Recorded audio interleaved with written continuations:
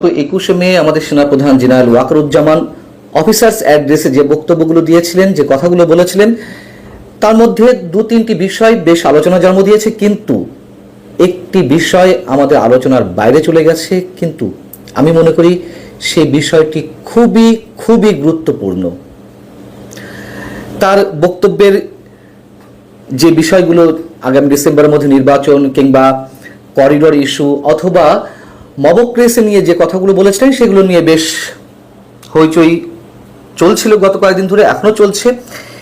কিন্তু সেদিন সামরিক কর্মকর্তারা যে একটি ভয়ঙ্কর গুরুত্বপূর্ণ প্রশ্ন তুলেছিলেন, জুলাই আগস্ট হত্যাকাণ্ড নিয়ে জাতিসংঘ রিপোর্ট দেওয়ার ক্ষেত্রে তারা আগে সেনাবাহিনীর কারোর সঙ্গে কোনো কথা বলেনি কেন?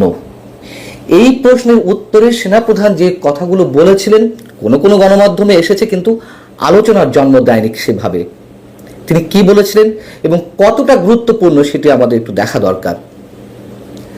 তিনি সামরিক কর্মকর্তাদের অভিযোগের বিষয়ে যে কথাগুলো বলেছিলেন তা ছিল এরকম: জাতিসংঘের মাধ্যমে জুলাই আগস্ট বিষয়ে যে প্রতিবেদন তৈরি করা হয়েছে তাতে সেনাবাহিনীর কোনো বক্তব্য নেওয়া হয়নি। এ বিষয়ে জাতিসংঘের সঙ্গে যোগাযোগ করা হলে তিনি জানতে পারেন জাতিসংঘ সেনাবাহিনীর সঙ্গে যোগাযোগ করতে চাইলেও বর্তমান সরকার জাতিসংঘকে সে সুযোগ দেয়নি। কত মারাত্মক একটি অভিযোগ সেনাপ্রধানের মুখ থেকে বেরিয়ে এসেছে। তিনি বলছিলেন যে সংস্কার সহ বিভিন্ন জাতীয় গুরুত্বপূর্ণ বিষয়ে সরকার কি সিদ্ধান্ত নিচ্ছে বা কিভাবে নিচ্ছে সে বিষয়ে দেশবাসীর পাশাপাশি তিনি এবং সেনাবাহিনী অবগত নন এবং এ বিষয়ে তিনি হতাশা ব্যক্ত করেছেন। এটি নিয়ে আলোচনা হয়েছে। কিন্তু জুলাই আগস্ট হত্যাকাণ্ড নিয়ে সেনাপ্রধানের ছোট্ট এই বক্তব্যে নিঃসন্দেহে অনেক গুরুত্বপূর্ণ বিষয় জড়িয়ে রয়েছে। জাতিসংঘের এই রিপোর্টটা যে পুরোপুরি বায়াসড একটি রিপোর্ট, সে বিষয়ে আমি নিজে একাধিকবার কথা বলেছি এবং সেনাপ্রধান এই বিষয়টি উত্থাপনের সঙ্গে সঙ্গে যে বিষয়গুলো প্রশ্নবিদ্ধ হলো, কেন সরকার সেনাবাহিনীর সঙ্গে জাতিসংঘের ফ্যাক্ট ফাইন্ডিং কমিটির সদস্যদের কথা বলতে দেয়নি, কি ছিল সরকারের উদ্দেশ্য? আবার দুদিক থেকেই যদি আমরা ধরি যে সেনাপ্রধান বা সেনাবাহিনীর কর্মকর্তাদের বক্তব্য নেওয়া, তাদের ইন্টারভিউ করা, যে কোনো দিক থেকেই এটি অনেক বেশি গুরুত্বপূর্ণ ছিল। একটা হচ্ছে নিশ্চয়ই 5 আগস্টে যে অভ্যুত্থানটি কথিত সফল হলো, সেই সফলতার অন্যতম কৃতিত্ব তো সেনাবাহিনীকে দিতে হবে।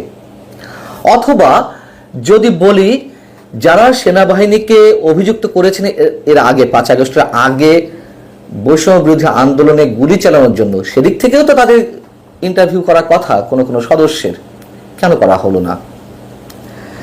এবং আমরা তো জানি এটি ঢাকা বিশ্ববিদ্যালয়ের শাখা শিবিরের সাবেক সভাপতি সাদিক কায়েম, তিনি ফ্যাক্ট ফাইন্ডিংস কমিটিকে শুরু থেকে শেষ পর্যন্ত সহযোগিতা ছিলেন। এটি সাদিক কায়েম নিজে তার ফেসবুকে বলেছেন। সেই কমিটির রিপোর্ট কতটা বায়াসড হতে পারে, কতটা আনবায়াসড হতে পারে, সে সম্পর্কে আমাদের নিশ্চয়ই ধারণা থাকতে পারে। এবং জাতিসংঘ, আমি যেটুকু জানি, জাতিসংঘ চেয়েছিল 30শে সেপ্টেম্বর পর্যন্ত সব ধরনের হত্যাকাণ্ড কিংবা অবিচার, অপরাধমূলক যেসব কর্মকাণ্ড, পুলিশের উপর আক্রমণ, মানুষের বাড়িঘরে লুটতরাজ সহ সব কিছুর তদন্ত করতে চেয়েছিল, কিন্তু সরকার সেটিও দেয়নি।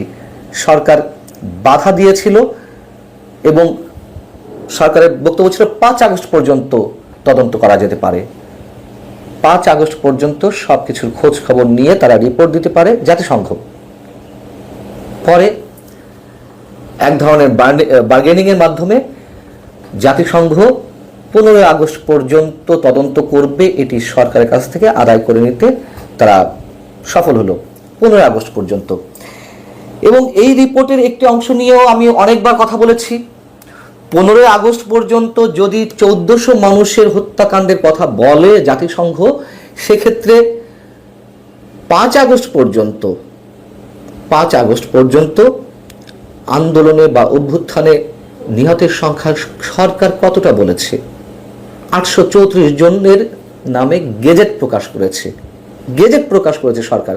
তাহলে 1400 থেকে 834 বাদ দিলে যে বাকি 576 জন থাকে, তাহলে 5 আগস্টের পরে 15 আগস্ট পর্যন্ত এই 576 জন নিহত হয়েছে, হত্যাকাণ্ডের শিকার হয়েছেন। তারপরের কথা তো আরো রয়েছে 15 আগস্টের পরে। তাদের বিচারের কি হবে যারা এই হত্যাকাণ্ডের সঙ্গে জড়িত?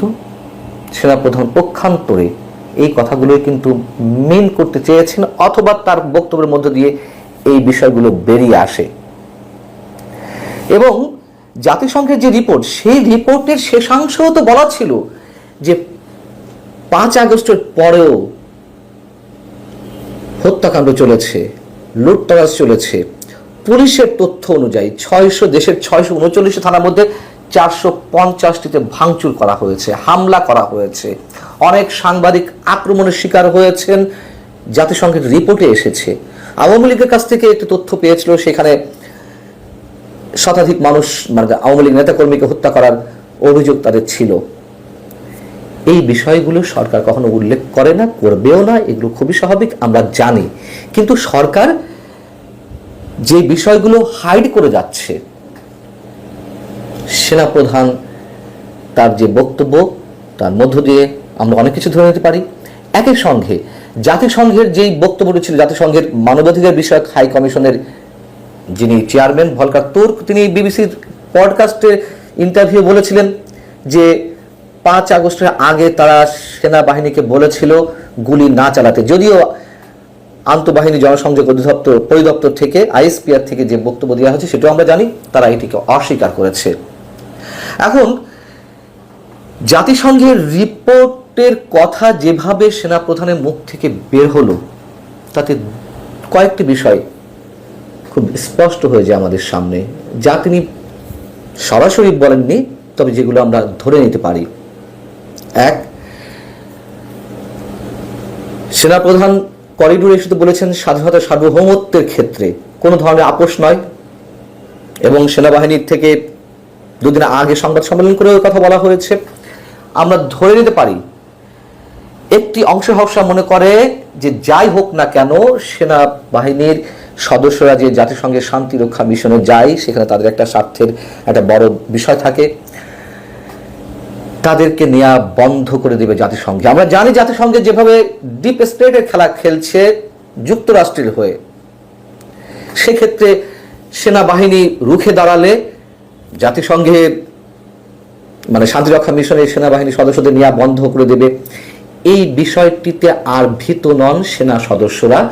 সেনাপ্রধানের যে সরাসরি বক্তব্য, সেই বক্তব্যের মধ্য দিয়েই এটি বেরিয়ে আসে। এবং এই রিপোর্ট যে সেনাবাহিনীর কাছে কোনোভাবে গ্রহণযোগ্য নয়, সরকার যেখানে নিষেধ করেছে, বাধা দিয়েছে জাতিসংঘকে সেনাবাহিনীর বক্তব্য নিতে, এবং সেটি নেওয়া হয়নি। যেহেতু নেওয়া হয়নি, সেহেতু যথেষ্ট বিতর্কিত এই রিপোর্ট সেনাবাহিনীর কাছে গ্রহণযোগ্য নয়। অথচ সেই রিপোর্টকে কথায় কথায় ডক্টর ইউনূস সরকার রেফারেন্স হিসেবে ব্যবহার করে। কি জন্য ব্যবহার করে? আওয়ামী লীগের বিচার, আমরা তো সবার হত্যার বিচার চাই, প্রত্যেকটা হত্যার বিচার চাই, কিন্তু যেভাবে খণ্ডিত করা হচ্ছে এই রিপোর্টকে এবং যেভাবে ব্যবহার করা হচ্ছে, এগুলো বেশি দিন টিকবে না। সেনাপ্রধানের এই বক্তব্যটি আমাদের আলোচনায় খুব একটা আসেনি, এবং আবার বলি, নিঃসন্দেহে এটি ডিসেম্বরের মধ্যে যে নির্বাচনের দাবি তার, অথবা মবক্রেসির বিরুদ্ধে তার যে অবস্থান, স্বাধীনতা সার্বভৌমত্বের ক্ষেত্রে করিডোরের বিষয়ে তার যে অবস্থান, সেই একই জায়গা থেকে জাতিসংঘের এই রিপোর্টের বিষয়ে সেনাবাহিনীর কি অবস্থান সেটিও স্পষ্ট হয়েছে। ভালো থাকুন সবাই, আল্লাহ হাফেজ।